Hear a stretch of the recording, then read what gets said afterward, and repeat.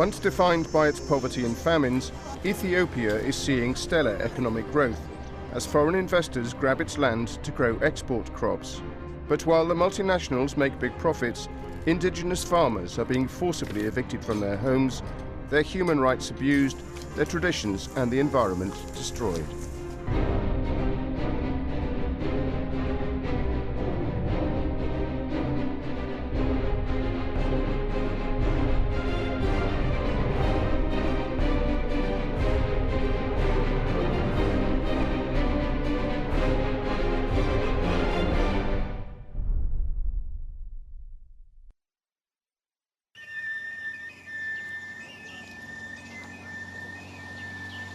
Land belongs to the state, and that individual peasants have use rights.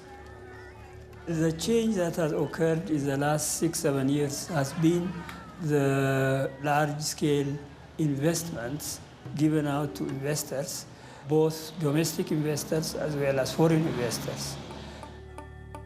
So if this continues, large-scale investors will control predominant portion of the land in the country. Addis Ababa, Ethiopia's increasingly prosperous and ambitious capital city. In this trading room, the country's agricultural output is being bought and sold. Coffee, sesame, corn.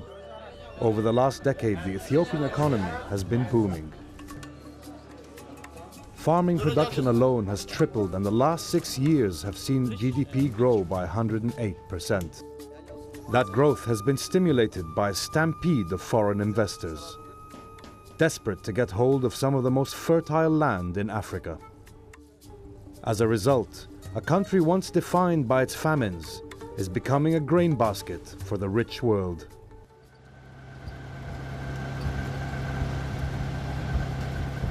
"700 kilometers west of the capital, Gambala is one of the greenest and most water-rich regions in the country. Here, thousands of hectares have been leased to foreign companies from India, China, and Saudi Arabia. They export the food they grow to Asia and to Europe. But two ethnic groups also live here: the cattle-breeding Nuers and the Anuaks, who are farmers, and a threat is hanging over their heads. Their traditional lands are slowly being taken away from them.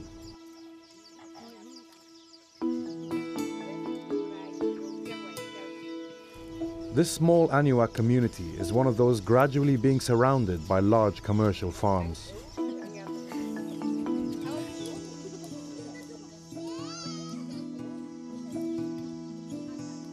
Ogulu is the village elder.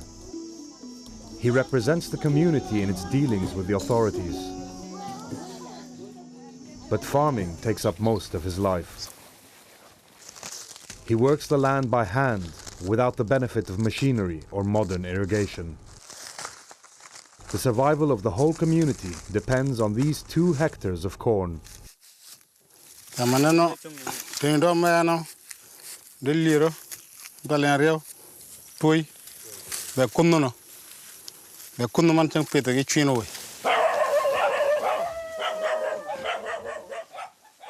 Every year, Ogulu sells a third of his crop at the nearest market. For a ton of corn, he'll make around $130 US. He'd like the community's land to be more productive so they don't go hungry.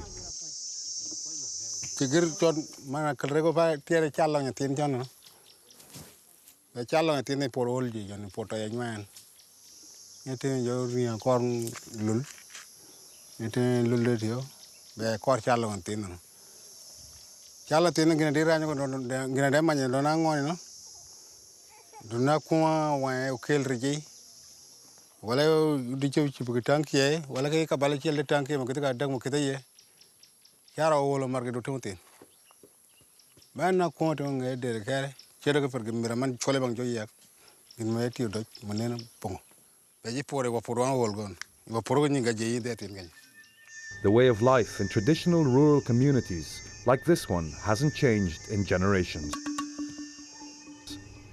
Remote and self-contained, they've grown used to solving their own problems. But now the economic demands of a globalized 21st century world are making themselves felt. And whatever that world wants, Ethiopia seems willing to provide. Back in booming Addis Ababa, the government's priorities are clear. In the Ministry of Agriculture, they roll out the red carpet for foreign investors. The head of investment is meeting a Turkish executive who is already established in Ethiopia, but who's planning to expand his cotton business. Okay, you know, you have a good experience, especially on agriculture. Therefore, that have a great contribution for us. You know, one of our interest, while we have given the land, technology, management is important. Yes. Thank you. You know, our office is open. Okay. If you need, if you need to have a chair, we'll give you. Okay. Thank you very much for your support. I'm sure we will have a very good future together. Yeah. Our company, our group in Turkey, takes this business very seriously. This is only one beginning step, the first step for our company. I hope in the future we will just verify our business in agriculture, not only cotton. We would like to get in the other products. I'm sure we will have a very good business here. Okay, thank you. Over the last 7 years, the Ethiopian government has leased more than 1 million hectares to foreign entrepreneurs. Eventually, they intend handing over 3 times more land, an area equivalent in size to Belgium. The region of Gambala is where most of these deals are taking place. The deep green area, which is already leased for the investment. The light green, which is already we have identified for the investment, which is free from the conservation area, which is free from the settlement, and which is free from the individual farms. If we plan for development, the capital accumulation, the job opportunity, technology transfer, the output or the production increment, which is there. We need to work together with the investors to increase our economy and to increase the profit margin of the investor together. Therefore, it is a win-win strategy. Inevitably, that strategy is proving very attractive to international businesses. Over 70 foreign companies have already signed land lease agreements at very low rental rates.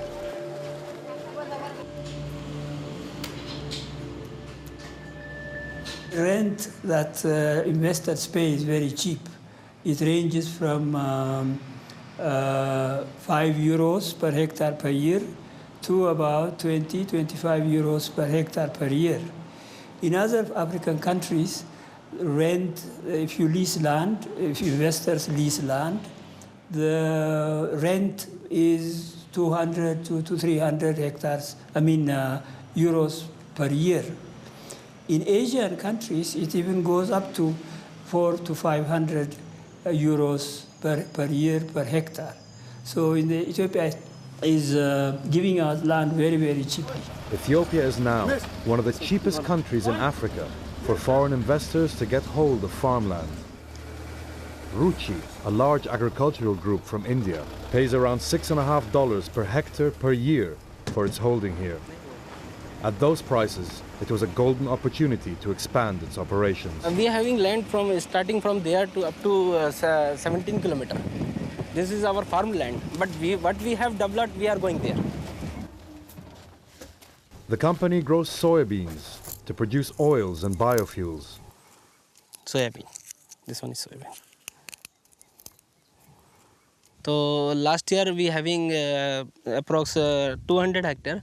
This year we have developed approx 3,000 hectare.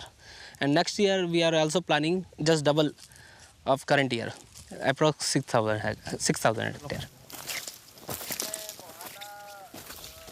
We are not dependent on labors too much. We have to switch over this mechanical. So we are using a seed drill and tractor, and one tractor can do approx 1 hectare in 1 hour. So this one is 25 hectare, so it will require 25 hours. To maintain production at an industrial level and harvest 2 crops a year, the company has dug 24 new wells and imported dozens of trucks and tractors from Germany. This is highly mechanized agriculture, geared to maximizing returns. The investors really don't have very little requirements, strict requirements on the part of investors. It is, in fact, the contract is extremely favorable to investors. They can grow any crop they want, when they want it.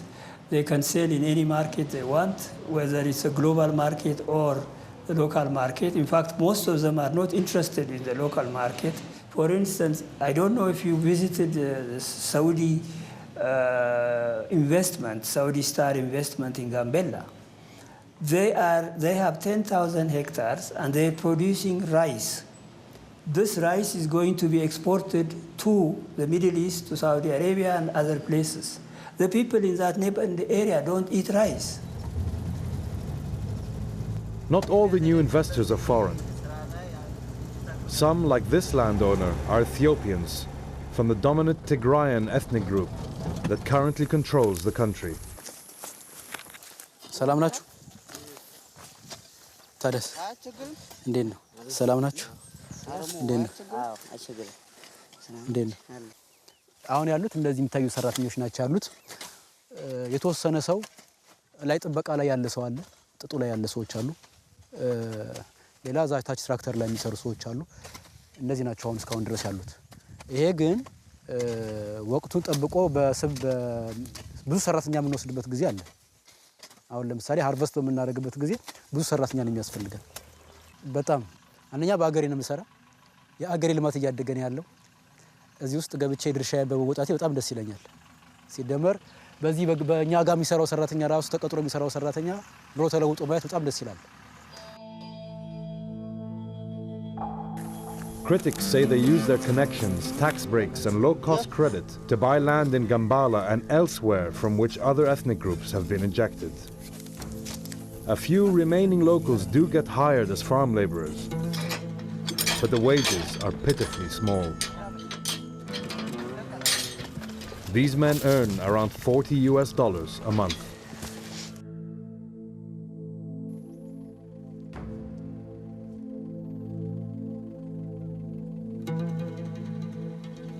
Hello.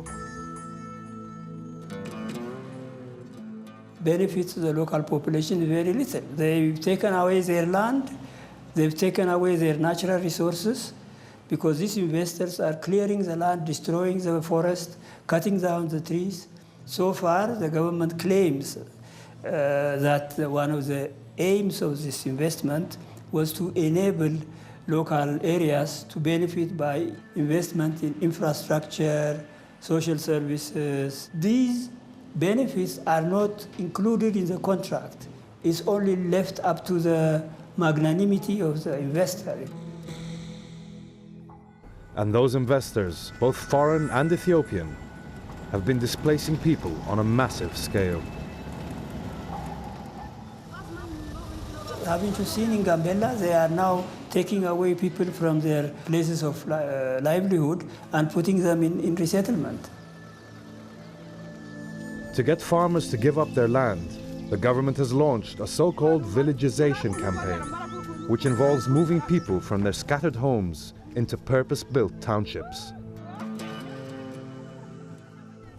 Controversially, the project is supported with funding from the World Bank and other international donors. The official justification is that grouping people into these artificial communities will improve living standards. In Gambala alone, 28,000 people have been displaced in this way. 400 Anuaks have been living in this village for the last 3 years. Moot is one of them. He was evicted from his land and forced to join the program.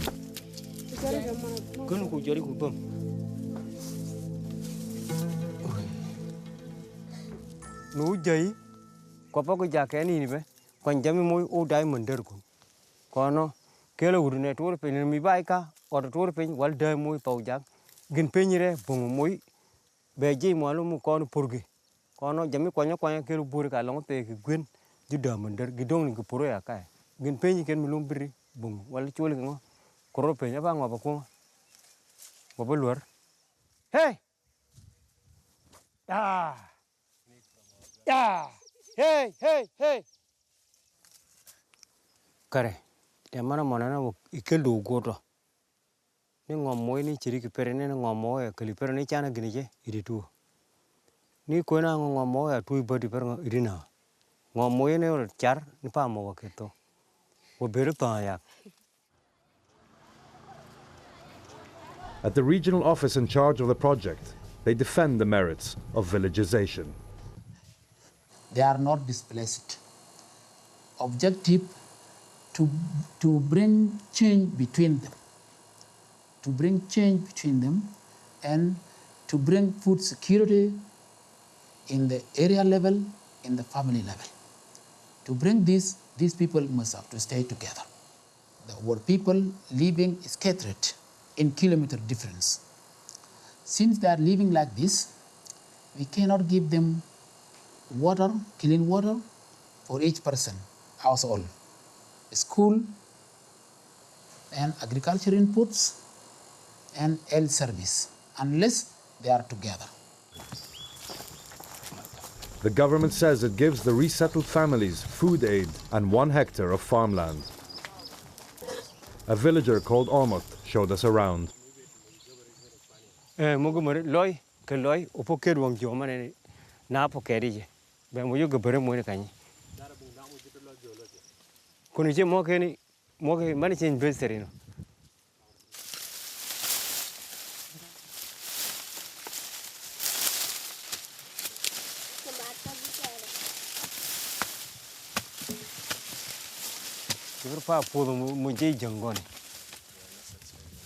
Ubur muito bajango ginmudiri koi ne gatte ke peri jiri do peri puru bur bonto tin chameno mor berio podo jar wo mo podo to mu do mu chivo ni puri ni jiri ki chamre no bur koi go bongo begi on tare ngiri mare ker bonkai mutum pidu pide ka dembeti ka jwal.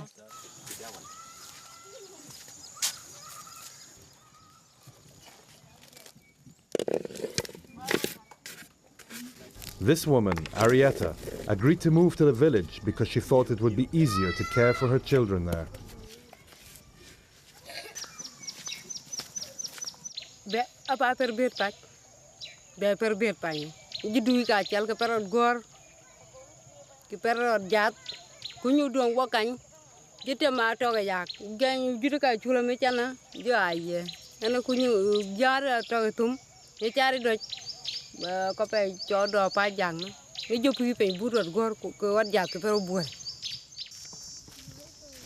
But as another villager explained, these dreams didn't last long.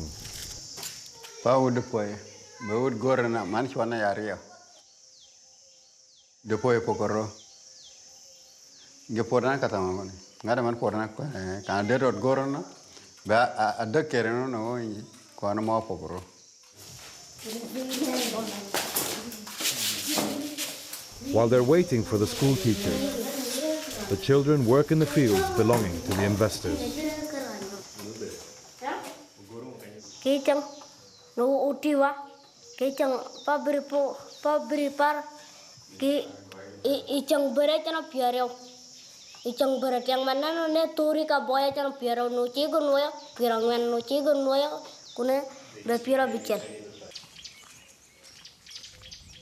the village clinic is also closed because of a shortage of staff.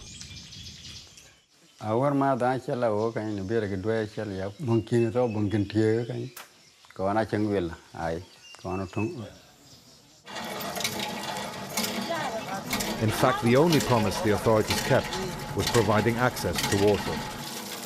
This well in the heart of the village is an undeniable breakthrough for families who often used to walk several miles to fetch water.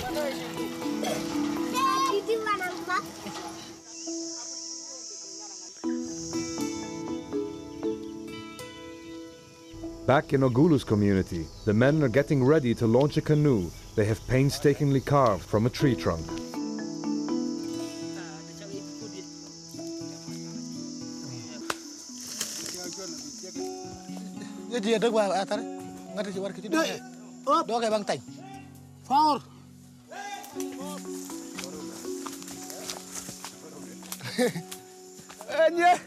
Despite intense pressure from the authorities, Ogulu and the others have so far refused to take part in the villagization program. The community is resisting because they don't want to lose their land.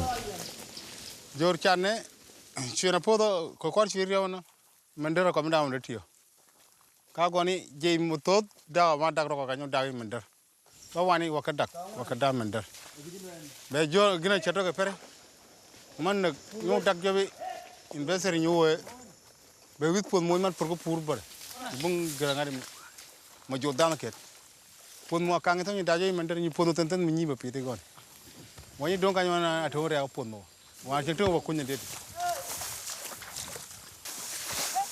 Looking for another way to make a living, they've started fishing in a lake an hour's walk from the village. Apinoga ngir pengiren mun ma ngi mun ko to ber charawniam dere malat nyene ko ni wite ko nyere nyal yang yeda kalamum kal rejan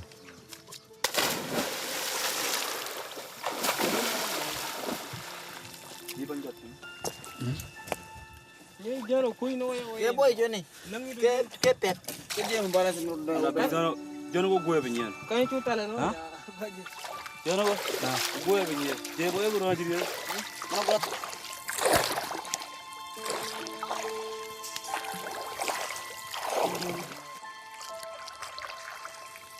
Gambella is rich in wildlife. This is an immense resource. It's in fact much better to keep this wildlife than to get investors. I'm sure the benefit the people or the government gets by investors is much less than the benefit it will get by simply protecting the wildlife and the natural environment. It remains to be seen whether the Anuaks and their traditional way of life can resist the forces of globalization that are sweeping across Ethiopia. A country that has sometimes struggled to feed its own people is now being asked to feed the planet. The consequences for communities like this one are dramatic. With the right support, they could flourish and prosper. Instead, they are being made to bow to international market forces. The Ethiopian government insists it is only trying to develop and modernize its agriculture and to grow its economy for the good of all. The influx of investment capital is for everyone's benefit. But can't that be done without giving up the country's land to multinational corporations and foreign speculators? This is a matter of survival for these communities. Land is the only thing they've got.